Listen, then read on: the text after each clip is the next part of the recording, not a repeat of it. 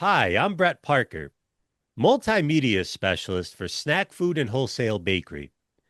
And today we're showcasing Embassy Ingredients, who are helping commercial bakeries bring the viral dirty soda trend beyond the beverage aisle by launching a new lineup of dirty soda inspired flavors, including cola, cherry cola, root beer, orange soda, and grape soda, developed specifically for commercial bakery applications such as donuts, cakes, muffins, cookies, icings, fillings, and more. Here to discuss this is Martino Brambilla, president of Embassy Ingredients. Martino, thank you so much for joining us today. No, it's a pleasure, Brett. And you know what? Your introduction was so good. You almost answered all the questions. I hope not. We'll dig a little bit deeper here. But I actually am curious of what inspired Embassy Ingredients to bring the dirty soda trend specifically into commercial bakery products. Here we're a little bit different as a flavor company. We specialize only in bakery, but 99% of all the flavors that we manufacture go into the baking industry, whereas most flavor companies go into the beverage industry because it uses so many more flavors than bakery. And bakery is a lot of different differences where you have to subject the flavor to freezing, to heat. You abuse the flavor a lot. So specializing in bakery, we naturally went, okay, how can we get this trend that's happening out there that's hitting a lot of different categories and now adapt the flavors to go into the bakery trend? Everything from icings to donuts to inside the baked good and outside in the decoration. Now, I know in my introduction, I mentioned a lot of bakery products that gel with these ingredients, but I was curious if you feel there was one that works the best with the soda inspired flavors. Like, was there one concoction that you really thought we're onto something here? What really rocked it was on the donuts. We're working on soda flavors, not only flavoring the donut itself, but also having great ideas on the icings. So you can flavor icings any way you want, and you can really use all the nostalgic flavors and all the dirty soda flavors. And we made a great cola donut. We're doing great root beer donuts and so on. And it really brings back memories when you're eating into it, and it really tastes like the cola that you remember. And it's a lot of fun doing those, and it's a weakness of mine when I'm walking by the R&D area, and all these freshly fried donuts are coming off, and they're dipping them in these icings. It's hard not to indulge when you're walking by. What is the biggest challenge of making sure these flavors still taste like recognizable sodas after they're baked? I was wondering if you talk a little bit about the methods behind this.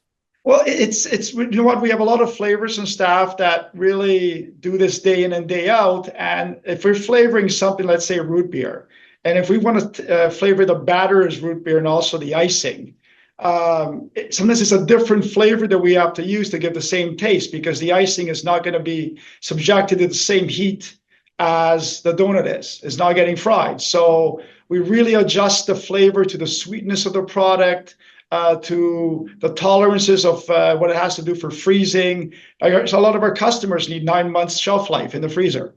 So we have to really formulate the product specific to the application, whether it's going into a cupcake, whether it's going into an icing, a buttercream icing that's going on top of the cupcake, or it's going on to an icing that's going onto a donut. So we really have to adjust the formulation specific to the application, and we really customize it to whatever the customer wants. Because the nice thing about flavors is that everybody has a different memory and a different nostalgia about all these flavors that we're coming up with. So different buyers will want it a little bit different every time we present it. And we'll adjust it to exactly the way the person who wants to launch it for their demographic wants it to taste. Why do you think consumers are so interested in seeing beverage inspired flavors in baked goods? Was there anything about the consumer data that really inspired you guys in this direction? A lot of nostalgia is coming into the bakery market. Like I think we were talking just before the session is that I was reading that Crumble came out with a dirty soda drink, and it's got the same calories as 13 Krispy Kreme donuts. So you know what? You got to be younger than me to go through that one. Mm-hmm. But the thing is that people are craving for this. They like the nostalgia. People at my age group, we like the nostalgia of these flavors that we grew up with when we were younger. And the younger demographic is also getting into it where they're seeing something new and they're associating with the nostalgia of their parents or even their grandparents in some cases. I'm curious about whether dirty soda flavors could become a lasting bakery trend or if it just becomes more of a short-term craze. Like, what do you think it takes for something to become a lasting bakery trend? So for lasting bakery trend, it's gonna have some legs. And we keep in mind a lot of the customers that we deal with take 18 months to launch a product. So what you're seeing being launched now was started maybe 18 months ago in R&D, because that's a sales cycle of a typical customer that we have. Now, will dirty sodas be a lasting trend? Maybe, maybe not. It might be something that spikes and has a little bit of legs, but maybe not as lasting as maybe soda flavors. So the thing is that when you're talking about soda flavors, I think that will be a much longer trend, and that will be much longer lasting than the dirty soda trend. Sounds fantastic. Well, that's all the time that we have for today.